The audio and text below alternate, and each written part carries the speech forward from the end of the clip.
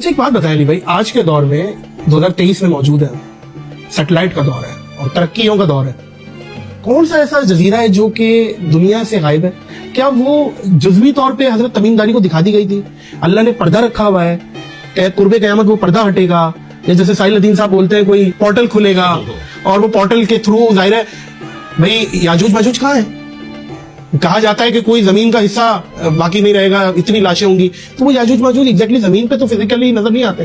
تو یہ اس پہ آپ کی کیا اس قسم کی قرآن و سنت کے ساتھ تباہ آزمائی کرنا ہم تو اسے جائز نہیں سمجھتے. صحیح. جتنا نالج ہمیں قرآن و سنت کی روشنی میں بتایا گیا ہے ہم اس کے بعد اس پہ کلام نہیں کریں گے. ہم لاجیکلی آپ کو بتاتے ہیں. یہ اللہ تعالیٰ نے قرآن پاک میں بھی یاجوج اور ماجوج کے بارے میں فرمایا کہ اللہ تعالیٰ جب چاہے گا انہیں کھول دے گا. جب تک اللہ تعالیٰ نے نہیں کھولا ان کو، چاہے وہ اس پلانٹ ارتھ پہ بھی ایگزسٹ کرتے ہوں، پردے میں رہیں گے، کسی فزیکل انسٹرومنٹ کے ذریعے آپ اسے ڈیٹیکٹ نہیں کر سکتے. اچھا اس کے میں آپ کہیں گے اس کا ثبوت، میں آپ کو ثبوت دیتا ہوں. مجھے بتائیں، صحیح مسلم میں حدیث ہے کہ نبی علیہ السلام نے شب معراج بیت المقدس میں تمام انبیاء کی امامت فرمائی. باقی انبیاء تو برزخی طور پر آئے تھے، دنیا سے تو جا چکے تھے. ان کے بارے میں تو آپ کہہ سکتے ہیں کہ وہ فزیکل نہیں تھا بلکہ ایک برزخی معاملہ تھا. خواب بھی نہیں تھا لیکن برزخی معاملہ تھا. نبی علیہ السلام تو اس دنیا میں سے گئے تھے نا بیت المقدس میں. سمجھ گیا. اچھا اب ایک شہر کے اندر 1.25 لاکھ بندہ اکٹھا ہو جائے اور وہ وہاں تو ہلچل مچانی چاہیے.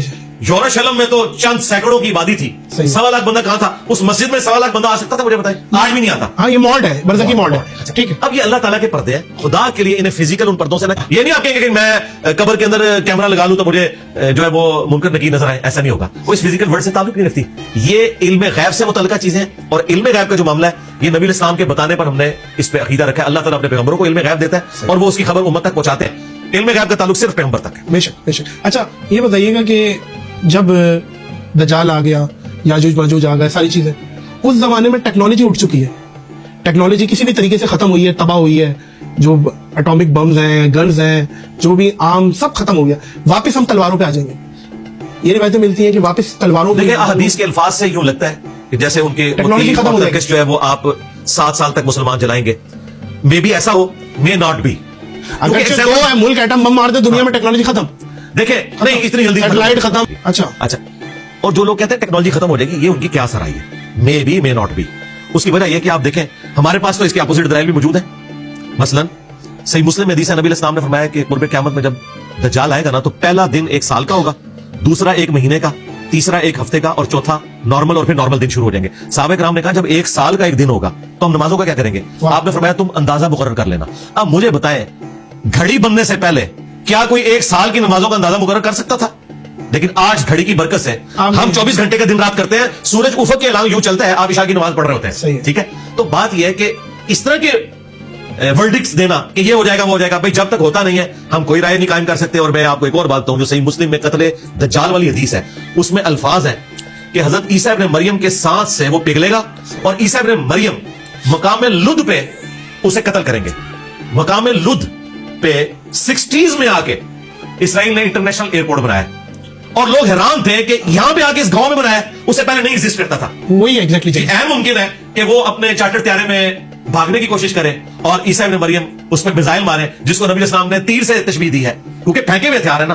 تیر آپ میزائل بھی کہہ سکتے ہیں. نبی علیہ السلام جس لینگویج میں بات کرتے تھے نا وہ ان کے زمانے کی لینگویج تھی.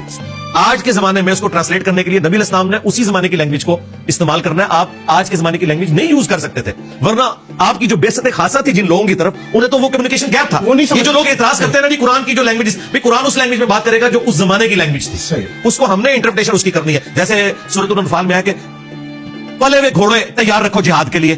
اب مجھے بتاؤ کہ اس سے کیا ہم یہ رزلٹ نہیں نکالیں گے کہ ہم نے جدید اسلحہ تیار رکھنا ہے؟ اچھا سورۃ الانفال میں اللہ تعالیٰ نے فرمایا کہ پلے ہوئے گھوڑے تیار رکھو جہاد اور قتال کے لیے.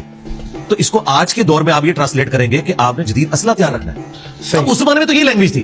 بخاری مسلم حدیث ہے آگاہ ہو جاؤ طاقت پھینکے ہوئے ہتھیاروں میں ہے، آگاہ ہو جاؤ طاقت پھینکے ہوئے ہتھیاروں میں ہے. تو سرکار منگولوں نے اتنی بڑی امپائر پھینکے ہوئے ہتھیاروں سے کیا ہے. وہ تیر انہوں نے ڈیزائن کیے تھے. یہ تیر کے جو ماڈرن ڈیزائن ہے نا یہ انہوں نے کیے تھے جو ٹیڑھے نہیں ہوتے تھے. اس کے پیچھے آپ نے دیکھا انہوں نے ونگز لگائے ہوتے ہیں، اس کی وجہ سے وہ ادھر ادھر نہیں جاتے. اور آج میزائل ٹیکنالوجی پھینکے ہوئے ہتھیار ہے. آج آپ کے پاس میزائل نہ ہو آپ کا ایٹم بم کسی کام کا نہیں ہے. آپ جہازوں کے ذریعے ایٹم بم نہیں پھینک سکتے. جہاز ٹارگیٹ ہو سکتے ہیں کیونکہ ان کی سپیڈ اتنی نہیں ہوتی ہے جتنی سپیڈ میزائلوں کی ہے. لہٰذا نبی علیہ السلام کی بات آج بھی ویلڈ ہے کہ طاقت پھینکے ہوئے ہتھیاروں میں.